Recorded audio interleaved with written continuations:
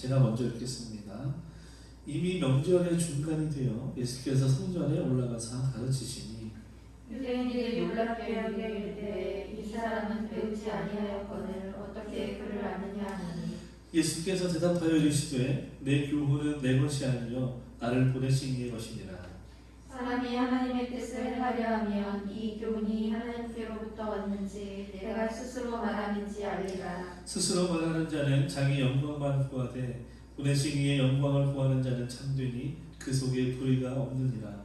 모세가 너희에게 율법을 주지 아니하였느냐 너희 중에 율법을 주지 않사오다 너희가 어디서 하여 나를 죽이려 하느냐. 우리가 대답하되 당신은 귀신이 들렸도다. 누가 당신을 죽이려 하나이까. 예수께서 대답하여 이르시되 내가 한 가지 일을 행하매 너희가 다 이로 말미암아 이상히 여기는도다. 모세가 너희에게 할례를 행했으니 그러나 할례는 모세에게서 난 것이 아니요 조상들에게서 난 것이라. 그러므로 너희가 안식일에도 사람에게 할례를 행하느니라. 모세의 율법을 범하지 아니하려고 사람이 안식일에도 할례를 받는 일이 있거든 내가 안식일에 사람의 전신을 건전하게 한 것으로 너희가 내게 노여워하느냐. 외모로 판단하지 말고 공의롭게 판단하라 하시니라. 아멘. 자, 하나님 감사합니다. 주님 우리가 주의 말씀 앞에 다시 서기를 원할 때 성령 하나님 우리에게 듣는 귀를 허락하여 주시옵소서. 주의 말씀 듣고 이와 앞에대로 화답하며 그 말씀 붙들고 또 한 주를 믿음으로 살아갈 수 있도록 주님 이 한 시간 역사하여 주시옵소서. 감사드리고 예수님의 이름으로 기도합니다. 아멘. 네, 우리가 오늘 함께 나눌 말씀의 제목은 하나님의 영광을 구하는 삶입니다. 우리 함께 한번 따라합시다. 하나님의 영광을 구하는 삶. 하나님의 영광을 구하는 네, 삶. 하나님의 영광을 구하는 삶. 여러분 한국 사회와 문화를 정의하는 많은 키워드들이 있어요. 해외에 나가서 한국 사람들을 어떻게 생각하냐라고 물어보면 또 한국을 경험한 그 사람들이 주로 하는 말이 뭐냐면 가장 많이 하는 사람은 한국 사람들 빠르다는 거예요. 뭐든지 빨리빨리. 이렇게 뭐 관광지 같은 데 가면요. 외국 사람들이요. 현지 사람들은요. 빨리빨리 이렇게 천원 이렇게. 야, 이 사람들은 어떻게 이런 말을 어떻게 할까 물어보면 한국 사람들은 오면 늘 이 빨리빨리라는 말을 늘 입에 달고 산다네요.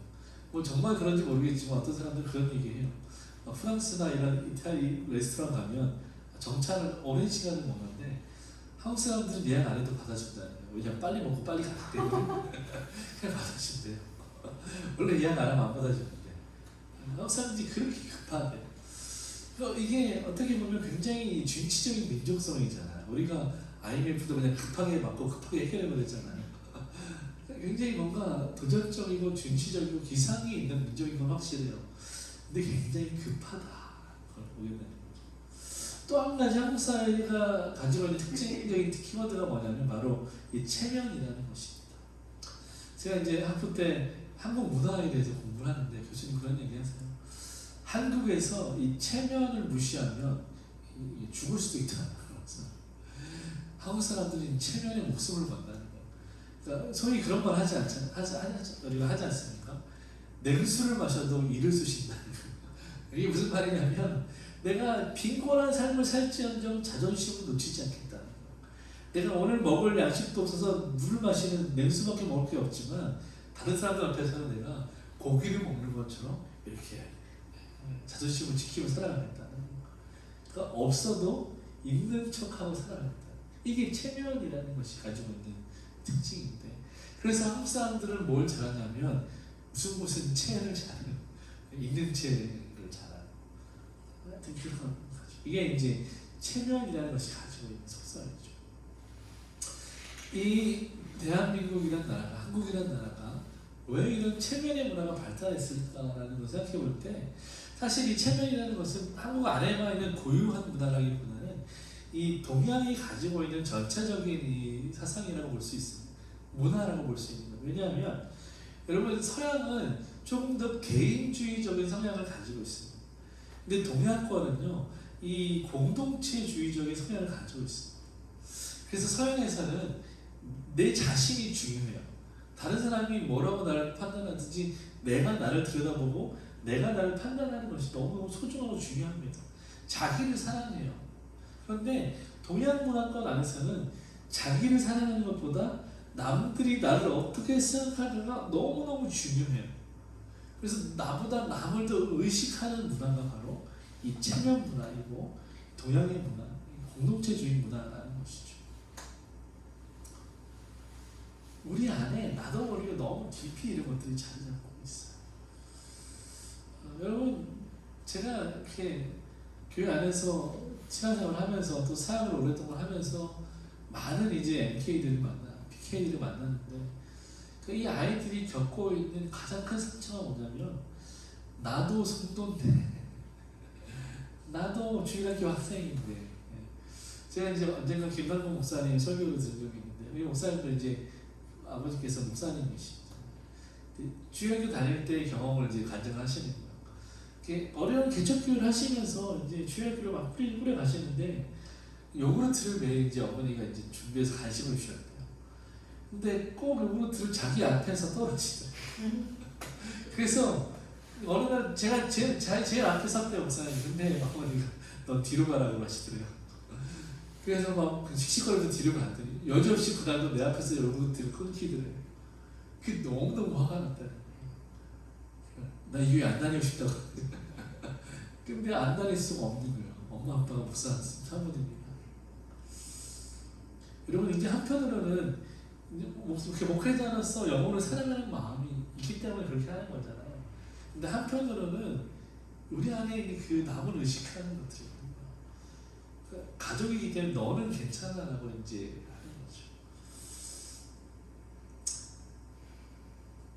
그것이 깊은 상처로 자리 잡게 되는 거지. 여러분 청년들이 본격적으로 사회에 나갈 때도 이런 체면 문화가 발달해 있고 작동하고 있는 사회를 만나게 되지 않습니까? 사실 아이들이 학교 생활, 초중고, 대학교를 겪을 때는 이런 체면 문화를 겪기가 좀 어렵습니다. 그나마 겪어봐야 뭐 좀 권위적인 선생님이나 교수님을 만나거나 그러면 조금 겪을 수 있지만 아직 이런 것들을 겪지를 못해. 그런데 이 아이들이 대학을 졸업하고 뭐 군대를 갔다 오고 사회로 진출하기 시작하면 이 벽을 만나게 되는 거죠. 이 뭐냐면 이 아이들을 학벌로 나누는 것이죠. 이력서를 쓸 때도 그렇지 않습니까?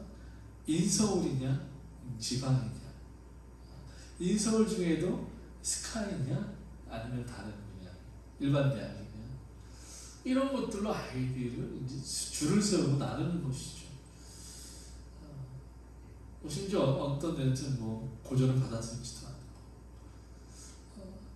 여러분 이것이 그냥 뭐 이게 당연한 것처럼 보편적인 것처럼 느껴질 수 있어요. 왜냐하면 대학을 졸업했다는 것은 이 사람이 이 분야에 대해서 뭔가 전문성을 가지고 있다는 이제 그런 의미니까. 해외에서 그래서 학위라는 말을 메이저라고 합니다. 이 사람이 이것에 대해서 전문성을 가지고 있다는 이야기하는 거예요. 그런데 여러분 보십시오. 대학교 4년 졸업한 영문과학생이 영어를 잘합니까? 그렇게 잘하지 않아요. 문법적으로 잘할지 몰라도 외국 사람 앞에 세워놓으면 영어 한마디 제대로 못해. 그 사람이 그 전공학과를 나왔다고 해서 반드시 그 일을 프로페셔널하게 잘하는가? 그렇지 않다는 거야. 그런데 우리나라는 한국 사람들은 그 학교를 나왔고 그 학위를 가지고 있는 것이 그 사람이 어떤 재능을 가지고 있는 것보다 더 중요하다고 생각하는 것이죠. 왜냐하면 우리는 이 체면 문화 아래 살고 있기 때문에.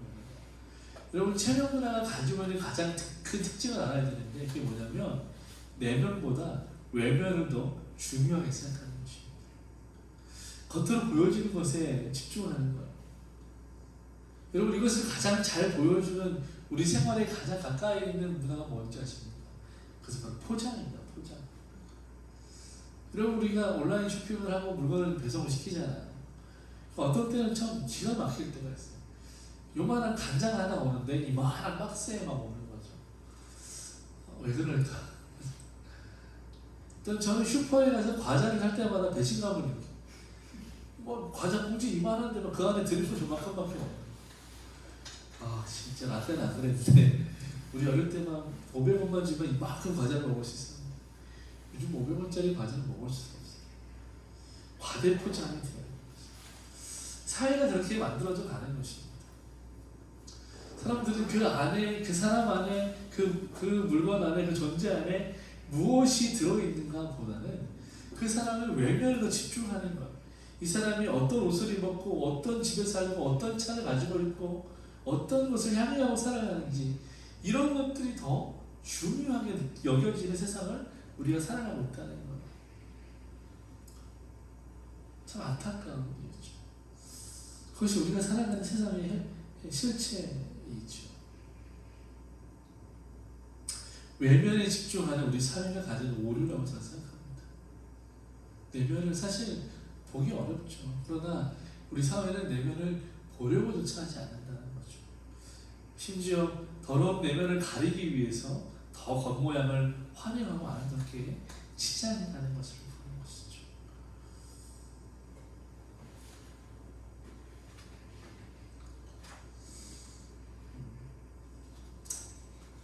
그럼 오늘 본문을 보면 예수님은 이와 같은 이 외모지상주의에 빠져있는 세상 사람들, 특별히 유대인들을 향해서 하나님의 뜻이 무엇인지, 진리가 무엇인지 선포하고 계십니다. 우리 14절, 15절 같이 한번 읽어보도록 하겠습니다. 시작. 이미 명절의 중간이 되어 예수께서 성전에 올라가사 가르치시니 유대인들이 놀랍게 여겨 이르되 이 사람은 배우지 아니하였거늘 어떻게 그를 아느냐 하니. 여러분, 예수님은 당신에게 주어진 사명을 위해서 목숨의 위협을 받았지만 예루살렘에 올라가셨습니다. 그리고 가장 사람들이 많이 모여있는 그 명절 한중간에, 그것도 한가한 장소, 그런 장소가 아니라 성전에 올라가서 많은 사람들이 운집해 그곳에서 자신을 드러내셨어요. 여러분, 예수님이 7장을 시작할 때만 해도 사람들 앞에 자기를 드러내는 것을 두려워하시고 싫어하셨습니다. 그 아직 자기 때가 이르지 않았다고 말씀하십니다. 그런데 지금에 와서 보니까 예수님이 당당하게 자신을 드러내십니다. 위험에도 불구하고 자신을 드러내셨습니다. 지금이 바로 자신이 사람들 앞에 드러날 때라고 예수님 판단하신 것이죠. 그래서 그 때에 따라서 이제는 드러내셨고 하나님의 말씀을 성전에서 가르치기 시작하셨다는 것입니다.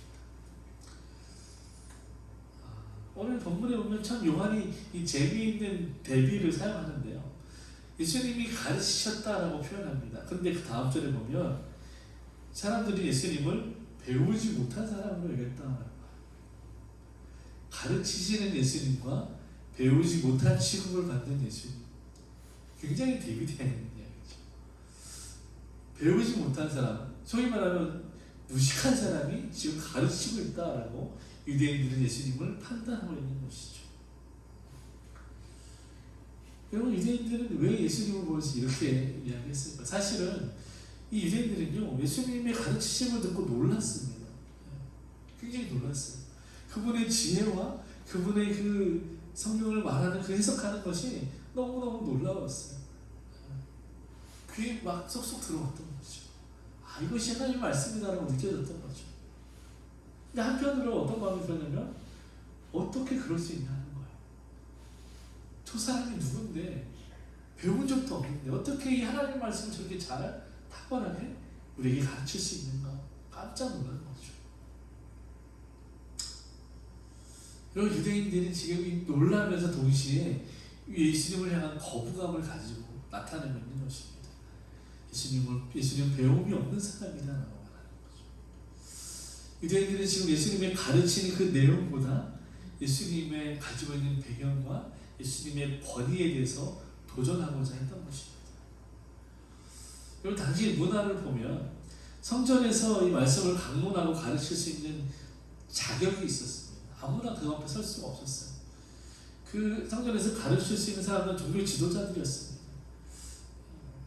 그들 모두가 랍비를 통해서 정규 교육을 받은 사람들이에요. 소위 지금으로 말하면 이제 신학교를 졸업하고 정상적으로 신학을 공부한 사람들, 성경과 말씀을 깊이 연구한 사람들, 이런 사람들이 지금도 그렇지 않습니까? 교회에서 사역을 하고 말씀을 강론하고 하는 것이죠. 보통 장로교회에서는 원래 강단에서 설교할 수 있는 자격은 강도사 이상입니다. 강도라는 말이 말씀 도를 강론한다고 해서 강도이거든요. 그래서 사실은 전도사님들은 설교권이 없습니다. 그러나 이제 임의로 이제 교육부서에 한해서 설교권을 허락해 주는 것이죠, 교회에서. 마찬가지로 그때에도 그렇게 설교할 수 있는, 말씀을 해석하고 가르칠 수 있는 권한이 있는 사람들이 있었어요. 근데 이 사람들은요, 사람들을 성전에서 회당에서 가르칠 때 일정한 패턴을 가지고 가르쳤습니다. 그게 뭐냐면 랍비 누구누구가 이르시되, 그러면서 이제 그 해석을 쭉 해요. 예를 들어서 뭐 이런 거죠. 이제 여호와는 나의 목자시되 부족함 없으리로다, 이 말씀을 구약 말씀을 읽어요. 그러면서 랍비 김아무이가 이르시되 여호와는 이런 뜻이고, 뭐 이렇게 풀어주자면 이런 뜻이고, 부족함이 없다는 것은 이런 뜻이고, 이렇게 이제 자기의 말을 하는 것이 아니라 그 말을 이미 해석해 놓았던 그 해석서들, 그리고 랍비의 해석들, 주석들, 이런 것들을 많이 인용할수록 이 말씀을 가르치는 사람의 권위가 올라가는 것이죠. 그러니까 뭐예요? 이 사람이 가르치는 내용보다는 이 사람이 누구의 말을 인용했는가에 따라서, 또 이 사람이 얼마나 많이 배웠느냐에 따라서 이 사람의 권위가 세워지고 올라간다는 것입니다. 여러분, 당시에 성전에서는 이런 모양으로 가르쳤던 거예요. 그런데 예수님은 이런 방식을 전혀 따르지 않으셨던 거예요. 예수님은 처음부터 자기 말인 것처럼 가르치셨던 거죠. 예수님은 한 번도 랍비 누가 말하기를 이렇게 한 번도 말하지 않으셨다. 그냥 내가 진실로 말하거든요. 그렇게 얘기하신 거죠. 자기 말을 하신 거죠. 여러분, 지금 사람들은요, 예수님이 가르치시는 내용이 불편했습니다. 그리고 예수님의 이 가르치는 내용보다 더 불편한 것은 예수님이 가르치시고 계신 그 방식이 불편했어요. 왜냐하면 이 랍비들로부터 인정받은 이 교사들과 예수님의 가르침이 달랐기 때문입니다. 내용도 달랐고 방식도 달랐습니다. 그래서 사람들은 불편했습니다. 그래서 놀랍게 얘기했습니다. 사람들은 예수님의 가르침이 랍비의 말을 인용하지 않았기 때문에 그것은 옳은 말일 수 없다라는 전제를 가지게 된 것입니다. 그럼 참 놀랍죠. 분명히 들었잖아요. 이 말씀이 뭔가 탁월하다는 것을 본능적으로 이들이 알았어요. 깨달았어요. 그럼에도 불구하고 예수님이 권위 있게 가르치지 않기 때문에 이 예수님의 가르침과 말씀은 틀렸다라고 생각하기 시작하는 거예요. 이것이 그들 안에 있었던 전제가 되고 사고방식이 되었던 것이죠. 예수님의 가르침과 예수님을 부정하는 것을 통해서 예수님의 가르침까지도 부정하고 거절하게 되는 것이죠. 여러분, 요즘에도 이런 일은 얼마든지 일어날 수 있습니다. 아무리 말씀을 잘 전하고 설교를 잘해도 목사님이 아닌 일반인이 설교를 하며 많은 사람, 그것을 듣는 사람들은 의심부터 하게 되는 거죠. 여러분 어떠십니까? 사실 저도 그래요. 저는 좀 특별히 그런 부분에 더 민감해요. 심지어 저는 목사님이 설교해도 잘 안 들어요. 이런 말은 하면 안 되는데. 그렇지 안 들어요. 편집해야 되겠어요. 그런 거예요. 사람들이, 저도 이제 전도사 시절이 길었잖아요. 이제.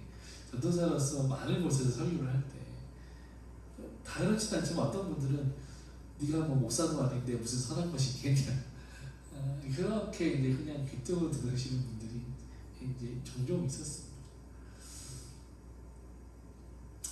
여러분, 무슨 말이냐면 사람들은 그 사람이 말하고 있는 사람이 그 하고 있는 그 말의 내용보다 그 사람이 가지고 있는 그 배경, 이런 것들에 더 권위를 두고 있다는 것입니다.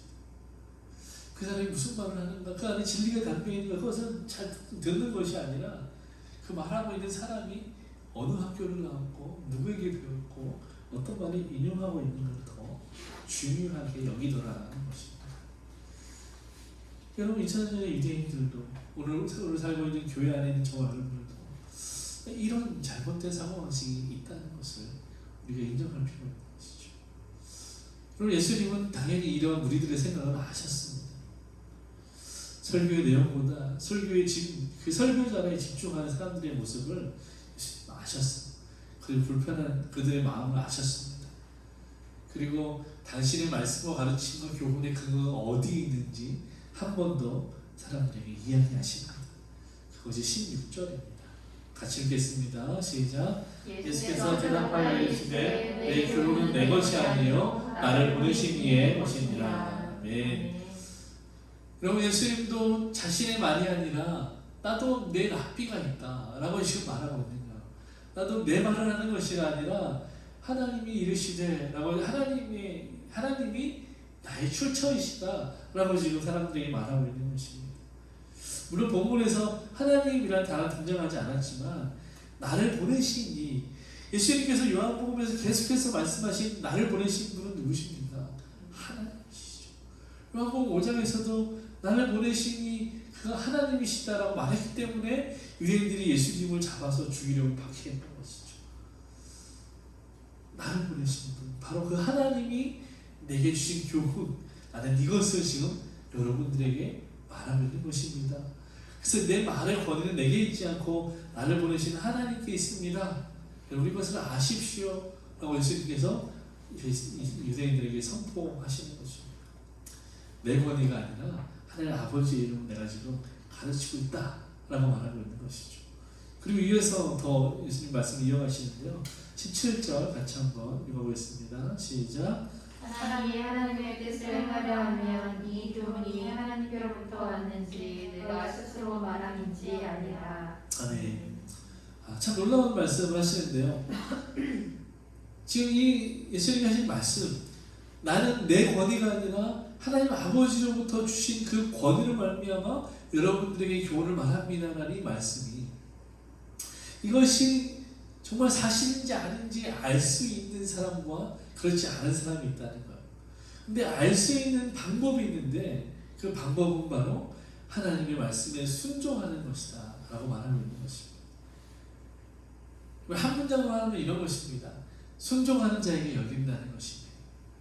하나님의 말씀은 순종하는 자에게 열린다는 것입니다. 사랑하는 여러분, 우리는 오늘 예수님이 가르쳐 주신 이 중요한 영적인 비밀을 깨달아야 하는 것이죠. 하나님의 뜻을 분별하는 방법을 가르쳐 주시는 것입니다. 하나님으로부터 온 것인지 아닌지 그 말씀의 진리를 우리가 분별하는 분명한 기준이 있다고 예수님 말씀하시는 거예요. 여러분 그 기준이 무엇입니까? 하나님의 뜻을 연구하는 것이 아니라 하나님의 뜻을 행하려는, 순종하려는 마음이 바로 하나님의 뜻을 분별하는 비밀이 된다는 것입니다. 비결이 된다는 것입니다. 누구든지 예수님의 말씀이 예수님의 말씀이 성경이 하나님의 말씀과 일치한다는 것을 알아볼 수 있으려면 하나님이 하신 그 말씀에 순종하려는 마음이 있어야 한다는 것입니다. 다시 말하면 순종하는 자에게만 이 말씀이 깨달아지고 알아지고 열려진다 라고 주님은 오늘 말씀하는 것입니다. 여러분 우리가 잘 생각해 보십시오. 예수님은 지금 하나님의 뜻을 분별하는 방법은 말씀을 연구하고 이해하는 것이 아니라 말씀에 순종하는 것이다 라고 말해요. 여러분 연구하는 것이 쉬울까요? 순종하는 것이 쉬울까요? 연구하는 게 더 쉽죠. 그 말씀 준비하다 보니까 그 두 명의 철학자에 대해서 어떤 목사님이 이야기해 주시는데요. 이제 데카르트와 스피노자라는 철학자를 말씀해 주셨어요. 데카르트는 이제 굉장히 합리적으로 사고하는 것을 중요하게 생각하는 사람이에요. 이 사람은 이론을 중요하게 생각하는 사람입니다. 그래서 예를 들어서 수영을 배운다라고 하면 수영에 대해서 이론적인 공부를 충분히 해야 되는 사람이에요. 그리고 수영에 대해서 이론적으로 공부하고 영법을 공부하면 그럼 나는 이제 수영을 아는 사람이다 라고 말할 수 있다는 거예요. 이게 이제 데카르트의 주장입니다. 근데 스피노자의 주장은 뭐냐면 그렇지 않다. 그게 무슨 수영을 아는 거냐. 수영을 알려면 이론을 배울 시간에 물에 들어가서 허우적거려라. 발을 구르고 팔을 휘두르고 그렇게 허우적거리면서 배우는 것이 진짜 수영을 아는 것이다. 보다 더 실천적인 내용을 말하는 주장이죠. 여러분 이 얘기를 왜 하냐면 여러분 많은 그리스도인들 성도들이 굉장히 이 데카르트적인 사고방식에 묶여있다는 거예요. 그런 신앙에 묶여있다는 거예요. 하나님을 안다고 말해요. 하나님 말씀에 순종한다고 말해요. 그런데 행함이 없는 거죠. 내가 사랑합니다 라고 말하지만 말과 혀로만 사랑하지 진짜 행함으로 사랑하지 않는 거죠. 그냥 내가 생각으로 사랑한다고 생각하니까 내가 삶으로도 행동으로도 사랑하고 있구나라고 착각을 하게 되는 것이죠. 그래서 많은 성도들이 이런 관념적인 신앙에 머물러 있는 거죠. 여러분 이런 신앙은 결코 성장하지 않습니다. 그것은 정말 하나님 사랑하는 것도 아니고 하나님을 아는 것도 아니죠. 정말 우리가 하나님을 아는 지식이 있고 하나님 사랑한다면 그 삶에 그 사랑과의 알을 행하는 것이 있는 것이죠. 실천하는 것이 있는 것이죠. 순종하는 것이 있는 것입니다. 여러분 생각해 보십시오. 우리가 요한복음 쭉 지나오면서 만났던 사람들 생각해 보십시오. 니고데모가 있었고요. 사마리아 여인이 있었고요. 그 다음에 왕의 신하가 있었습니다. 그런데 이 세 사람 중에 한 사람은 예수님의 말씀을 완전히 이해하지 못해요. 근데 이 한 사람은 심지어 이 율법에 정통한 사람이에요. 율법을 가르치는 사람이에요. 누구보다 율법을 잘 아는 사람이고 나머지 두 사람에 비해서 월등하게 하나님의 율법과 말씀을 잘 아는 사람이었어요. 그가 바로 니고데모였죠. 여러분 니고데모는 예수님이 가르친 예수님의 말씀을 전혀 이해하지 못했습니다. 전혀 이해하지 못했어요. 그런데 이 사람은 율법과 하나님의 말씀을 너무 잘 아는 사람이에요. 두 번째 예수님이 만난 사람 사마리아 여인이 어떻습니까? 이 여인은 율법도 모르고 말씀도 모르고 그냥 평범한 여인이에요.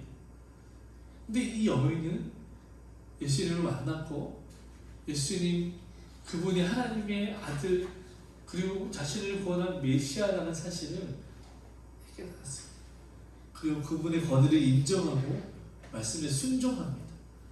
그때 어떻게 됐습니까? 그 여인이 물동이를 보이고 삶의 즉각적인 변화를 맞이하게 되죠. 그리고 이제는 우상을 구하는 사람이 아니라 말씀을 사모하고 전도자의 삶을 살게 되는 것을 보여주죠. 거듭난 삶을 살게 되는 것을 보여줍니다. 마지막으로 왕의 신하는 어땠습니까? 왕의 신하가 자기 자녀가 병이 들었어요. 그래서 예수님께 간청하러 나온 거예요. 그때 예수님이 가난이 자녀가 나음을 얻었다 말씀하신 거예요. 그때 이 사람이 어떻게 합니까? 그 말씀을 믿음으로 받아들이고 돌아갑니다. 집으로. 돌아가는 길에 자기 하인을 만나죠. 너 무슨 일이냐? 이제 하인이 주인에게 자녀가 나았습니다. 그때가 언제냐? 따져보니까 예수님이 말씀하신 그때였다는 거예요. 여러분 이 왕의 신하의 작은 순종이 예수님을 더 깊이 알게 되고 그 말씀을 깨닫게 되는 기회가 되었다는 것을 보게 되는 거죠. 여러분 이것은 오늘 우리에게도 동일하게 적용되는 영적인 비밀입니다. 하나님의 뜻은요 정말 신비하게도 이해하려고 연구하는 사람에게는 가려집니다.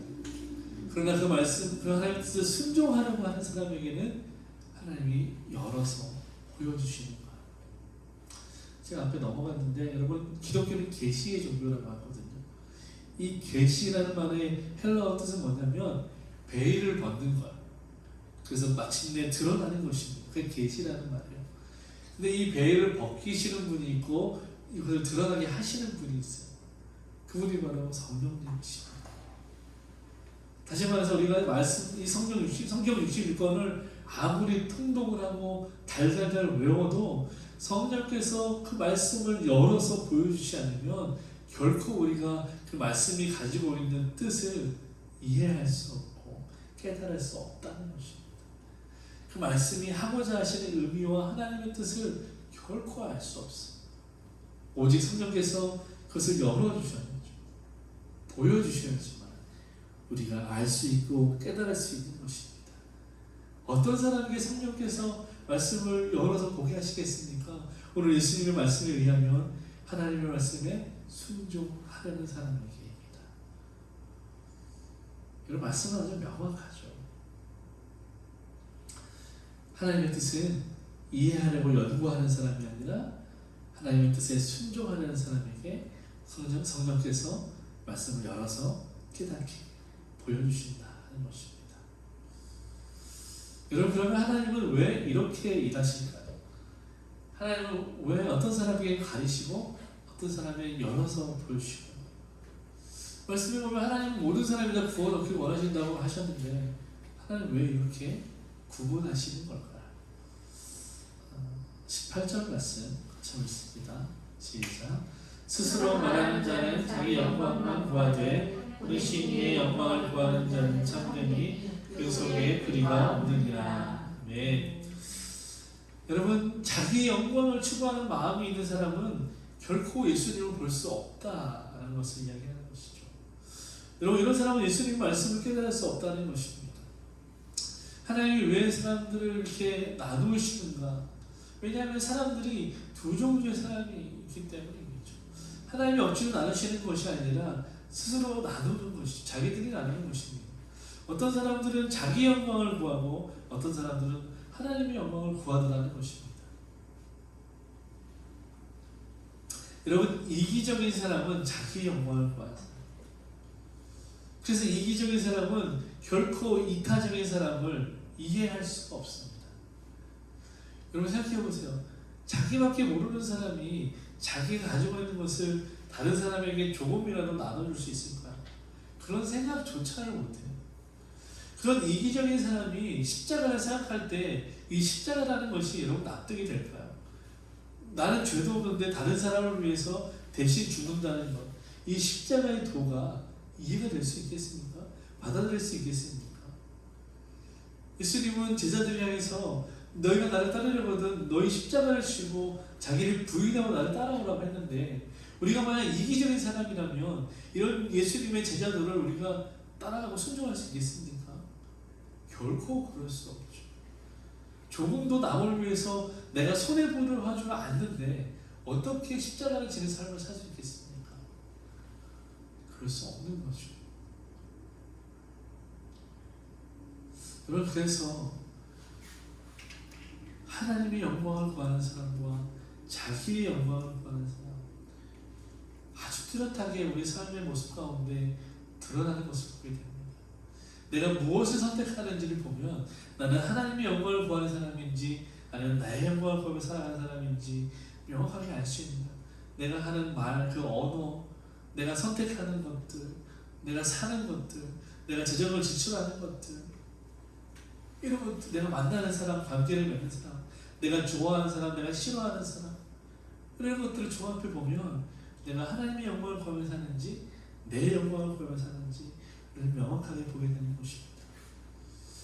여러분, 하나님께서는요, 저와 여러분에게 그렇게 말씀하시는, 이 세상 그리고 자기 자신보다 하나님을 더 사랑하고 살고자 한다면, 하나님의 영광을 구하고 살고자 한다면, 하나님의 말씀에 순종하고 살고자 한다면 너희는 예수를 알아보게 될 것이고 그분께 경배하게 되는 참된 예배자가 될 것이다. 주님 오늘 말씀하고 있는 것입니다.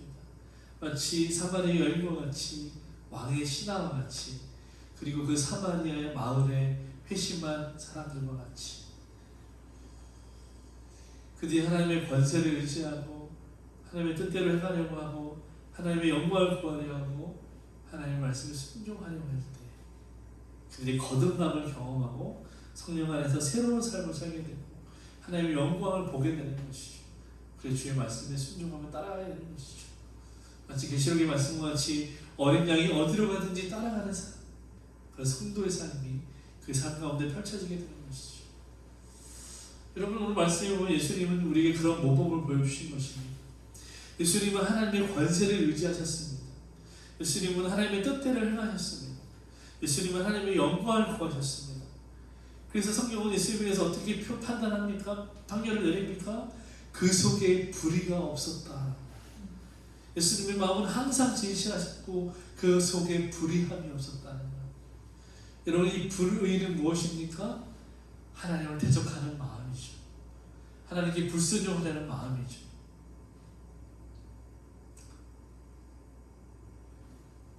예수님 그런 분이었다.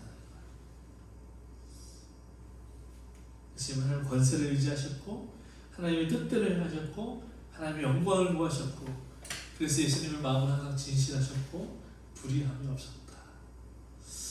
사랑하는 여러분, 바로 이 마음이, 예수님의 이 삶의 태도가 우리 사랑하는 마음교회 성도들, 저와 여러분 안에 있기를 축복합니다. 여러분의 권위는요, 우리가 스스로 세우는 것이 아니라 하나님이 권위를 부어주시는 것입니다. 우리가 세우는 것은 권위가 아니에요. 그것은 꼰대입니다. 우리가 세우는 것은 꼰대력이죠. 그러나 하나님이 우리를 세우실 때 그것은 권위가 되는 것입니다.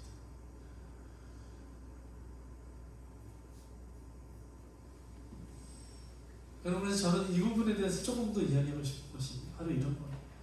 우리가 기도할 때 성령으로 기도한다라고 말합니다. 근데 많은 사람들이 성령으로 기도한다라고 할 때 뭔가 신비로운 것을 생각해요. 성령님은 영이시니까 뭔가 신비로운 방법으로, 방언으로 기도한다는 것이 성령으로 기도하는 것이 아닌가 라고 많은 사람들이 이야기합니다. 맞습니다. 그것은 한 측면이죠. 한 면으로 볼 때 성령으로 기도한다는 것은 새 방언을 말하고 방언을 기도하는 것입니다. 그러나 그것이 전부가 아니죠. 사실 이 방언을 한다는 것도 정확하게 그 근원을 이야기하면, 근본적인 이 방언의 원리를 이야기하면 이것입니다. 성령께서 기도하게 하시는 대로 기도하는 것이죠. 어떤 오순절 신학자는 그렇게 이야기합니다. 방언이라는 것은 내가 말하고 싶은 것을 내려놓고 하나님께서 내 입술과 혀를 주장하시도록 그 주권을 내어드리는 것이라고 말하는 거죠. 저는 이 표현이 너무 마음에 들었어요. 내가 하고 싶은 많은 기도의 제목들이 있잖아. 내가 하나님께 뭔가 요구하고 싶은, 간청하고 싶은 많은 말들이 있잖아. 근데 그 말들을 내려놓는 거죠. 그리고 하나님께서 내 입술과 혀를 주장하시도록 내어드리는 것이죠. 이것이 방언이라고 말했습니다. 그리고 이것이 성령으로 하는 기도라고 말했습니다. 또 어떤 신학자는 그렇게 이야기해요. 성령으로 기도한다는 것은 성령께서 우리의 마음을 다듬어서 그 성령으로 다듬어진 언어가 우리의 입술을 통해서 기도로 드려지는 것, 이것이 바로 성령으로 드리는 기도라는 것.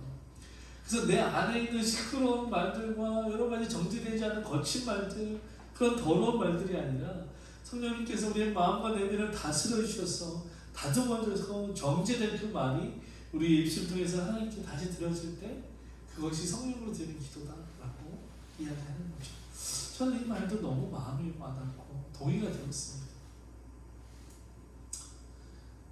여러분이 우리 입술을 하나님의 권위에 내어드리고 순복할 필요가 있는 것입니다.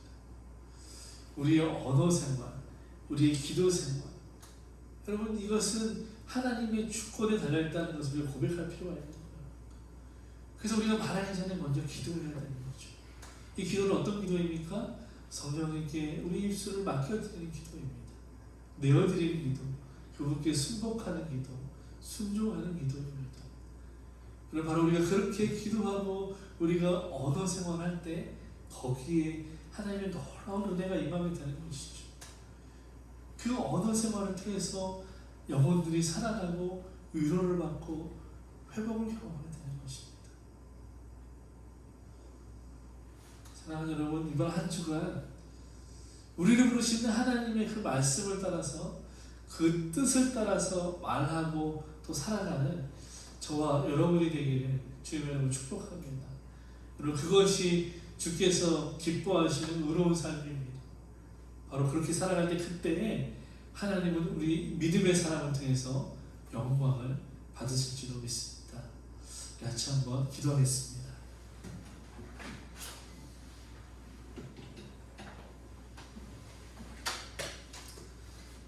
살아계신 하나님 감사합니다.